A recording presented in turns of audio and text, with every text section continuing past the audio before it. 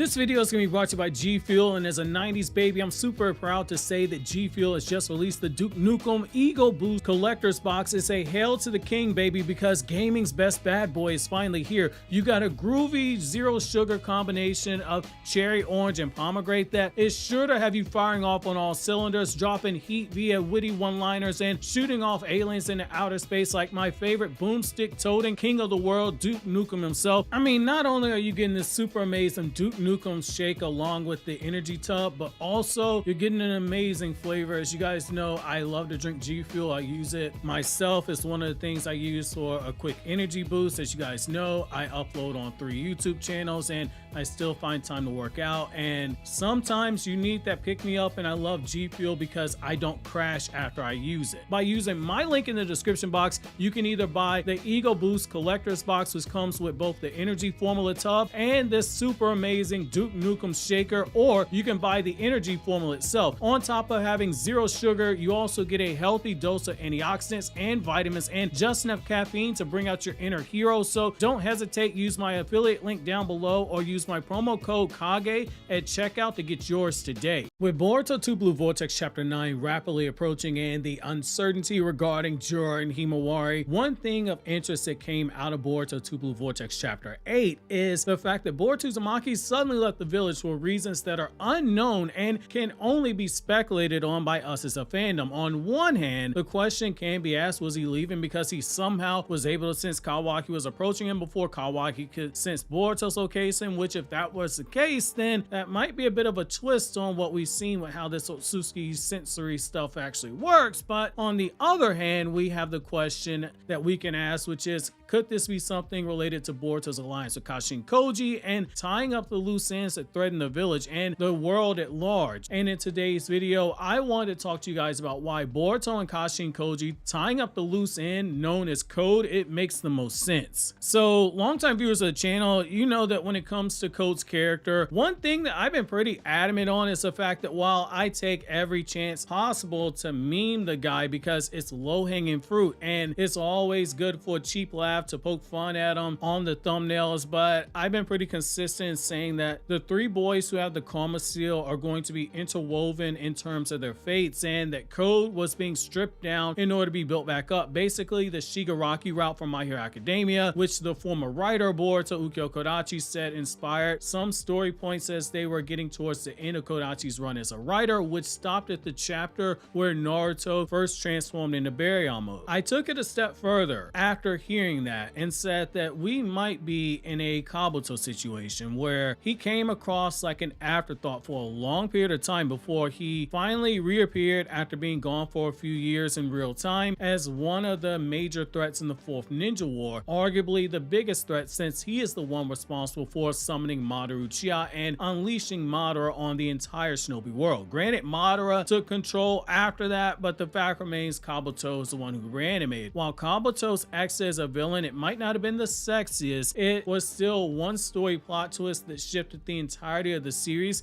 from that moment forward, and I think we're getting a similar thing here at Code. Right now, he is the walking embodiment of lower your expectations. From the moment he got his limiters removed, we saw him get stomped in half, literally stomped by Damon, who on top of removing this man's entire aura as this threat that is beyond Jigen, Damon also went on to drop one of the coldest lines that we've ever had in the Naruto franchises, right up there with Itachi saying, "The weakness to your jutsu is my existence," and Madara asking the 5 Kage, "Do you want my wood clones to use Susanoo or not?" Damon said it didn't matter if you're stronger than Jigen, you're definitely stronger than the Hokage and the Uchiha, because all that means nothing when I am the strongest. And he proceeded to beat Code within an inch of his life so hard the guy tucks his tail and runs away. Then we get into Boruto 2 Blue Vortex. Just when it seems like Code is on his redemption arc, Boruto steps up and steps on his face, and Boruto is just toying around with the white karma seal Code like it was nothing, pretty much letting it be known that he can kill him at any moment if he wants to. And to add insult to injury, Boruto saves his life twice in the same chapter. First by removing the effects of the Rasengan Uzuhiko, and also by extension saving him from the Shinju by allowing allowing Code to fight against the Shinju, or in Code's case, be able to escape. The last we saw of Code was him once again running away with his tail between his legs. However, it's because of all that we do have a problem with Code. The last time we saw him, his pride was wounded. He disappeared and he came back with 1,000 claw grinds at his disposal. When pride is wounded like this, it festers, and over time it leads to either a reinvention of that person or it leads to a more dangerous person looking to get even, which with the case's Code, we've seen that this is the latter. His parting words were very clear to Boruto. His job was done. He wasn't doing anything else because the Shinju were going to do all the work for him. For someone as big of an idiot as Code, that was really smart. He doesn't have to hunt down Boruto Kawaki. They're just going to do all the work for Code, they being the Shinju, and when they do consume one of them, Code just plans to walk in and reap the rewards, like I did this woman named Samantha that I briefly dated in college, where we were working on a project together. I got her to do all the work, I got the smash, and I got the grade. It was a win-win for everybody. It's for that reason that Boruto does have incentive to go track down Code and eliminate him, because he's no longer out there unchecked. The bigger problems that they have to worry about, they're right there, and they're problems that are coming in from all sides. Kashin Koji was in car with Code and he has the most experience with him, and Koji was at least concerned enough about Code, even when he had his limiters on, that he asked Amato exactly where Code's location was before he attempted to kill Jigen. It's a sign of the respect that he had for Code's power, or at the very least his claw mark jutsu. Boruto and Kashin Koji have had more than one war on multiple fronts they have to worry about, and one of the things that strategy books such as the 48 Laws of Power, the 33 Strategies of War, and the Art of War consistently preach when you read those books is to make sure you don't spread yourself too thin, because it's better to concentrate your forces when possible. Looking at the chessboard as it is right now, you have Code out there in the wild. He's a threat that can be eliminated by Boruto if he chooses to engage him in combat. You have Kawaki in the village who Boruto is eventually going to come to blows with in order to resolve the issue that are lingering between the two. Kawaki right now appears to be weaker than Boruto. I think we pretty much all agree on that. But one thing we've seen with Kawaki is that when it comes to Boruto, whether it be the shonen rival boost or the brotherhood boost, but for whatever reason, Kawaki tends to have his best brought out either when he's fighting alongside Boruto, fighting against Boruto,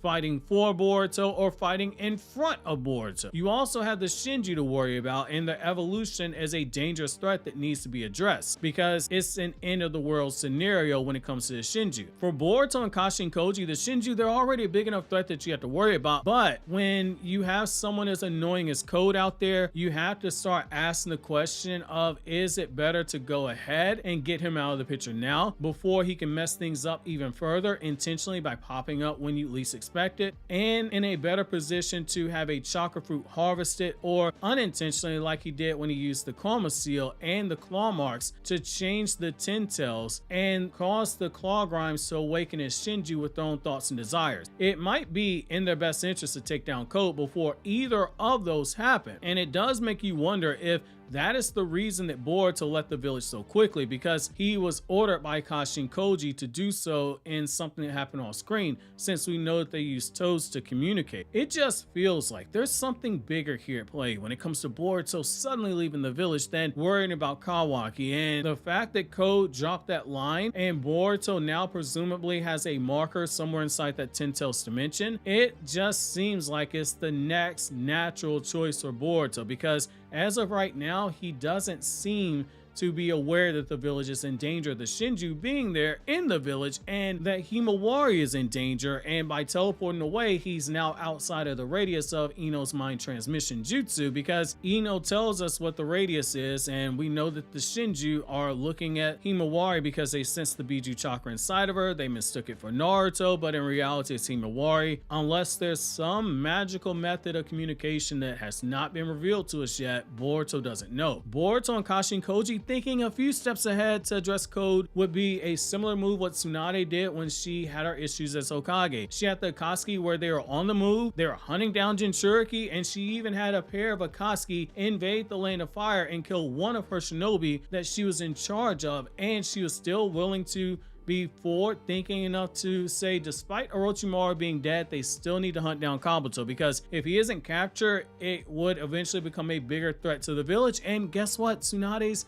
instincts are right on the money. If we don't see Boruto go directly after Code, then at the very least it would be smart for Kashin Koji to do it, because despite the gap in power, there is some familiarity between these two, and since he's shown twice that when fighting people who are much stronger than him, if he has a plan, he can win, like he did when he killed Jigen, or when he's caught off guard by a stronger opponent like he did with Ishiki, he can at least adjust in real time so as to not be completely blown out the water. With someone like Code, who both has Jigen and Ishiki's tendency to play around, but none of the respect that they had for Shinobi, while Shinobi were inferior to Jigen as a vessel and to Ishiki as Notsuki, both of these men at least knew that when it came to ninja trickery to be on guard somewhat, even when knowing that they were stronger and saying those cold, disparaging lines like Jigen did when he said to Naruto and Sasuke, "Are you done wasting your chakra?" It was at least known that there might be some deception afoot, and to Jigen's credit, he was right. Sasuke tried to hit him with the Matarasu, but Amaterasu, like always, never did anything. Code, on the other hand, shows no respect for the ninja arts, and Kashin Koji is both a cyborg, but he's also a clone of one of the greatest shinobi to ever live, Jiraiya. While we can't say with certainty that Boruto and Koji or one of them is going after Code, I don't see the narrative letting Code stay unattended for too long, even if it means just splitting the baby by jumping back and forth between events like we did during that time where Jiraiya's story was ending, but we were still getting snapshots of what was going on with the hunt for Itachi from Konoha's perspective and Sasuke's perspective before we went back to the Itachi story and finished it up with Sasuke versus Itachi. Just given the pacing of the story, it's something I don't rule out, and from a matchup perspective, it's more than enough to take out Code or to have him removed from the board as being a threat. The only question left is, does Code stay around? Because say Boruto learns what's going on in Konoha and rushes back, or does the story push it forward? And if it does, and Code is still out there, Code becomes a Chekhov's gun when it comes to that chakra fruit and his plans to become a full-blown Otsutsuki like Ishiki commanded him to do, which means just as Kabuto was able to hide in the narrative where it was distracting us with all these epic battles of Naruto versus Pain and Sasuke versus the 5 Kage Summit, we might be seeing Code stay in hiding until the time is right, and when he does pop up, it could be a game changer. When it comes to his future, Code, he presents more questions than we have answers, unlike the mythical Namikaze clan, which this video on the screen explains those misconceptions about that clan.